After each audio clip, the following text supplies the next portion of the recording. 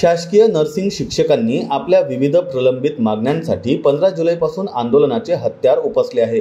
त्या अनुषंगाने आज संपूर्ण कर्मचाऱ्यांकडून काम बंद ठेवण्यात आले आहे। तर मागण्या मंजूर न झाल्यास 18 जुलैपासून बेमुदत काम बंद करण्याचा इशारा नर्सिंगच्या शिक्षकांनी दिला आहे व राज्य वेतन त्रुटी निवारण्यासाठी खुल्लर समिती नेमण्यात आली। मात्र अजूनही त्यांच्या वेतन त्रुटीचा प्रश्न मार्गी लागला नाही।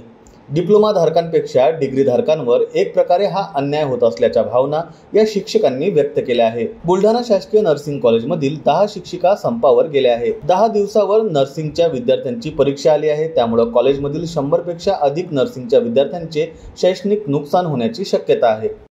रोजी आम्ही association of nursing teachers in Maharashtra या संघटने अंतर्गत सर्व महाराष्ट्रातील महाविद्यालयातील सर्व नर्सिंग टीचर्स हा एका दिवसीय काम बंद आंदोलन आज करत आहोत।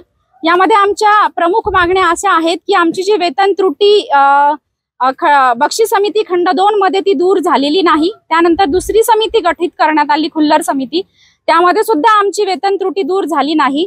तर यामध्ये आमच्या या शैक्षणिक अर्हतेचं खच्चीकरण यामध्ये झालेलं आहे। आमच्यावर अन्याय या ठिकाणी झालेला आहे आणि आजच्या रोजी आमची दुसरी महत्त्वाची मागणी आहे ती म्हणजे आमच्या विद्यार्थ्यांचं विद्यावेतन जे फार कमी आहे ते सुद्धा वाढलं पाहिजे। विद्यार्थ्यांच्या विद्यावेतनाची वाढ व्हावी ही दुसरी महत्त्वाची आमची मागणी आहे।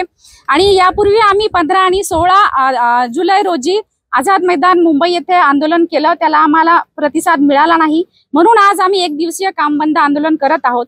आज सुद्धा जर आमच्या आंदोलनाची दखल घेतली नाही तर आम्ही उद्यापासून बेमुदत काम बंद आंदोलनात जाणार आहोत।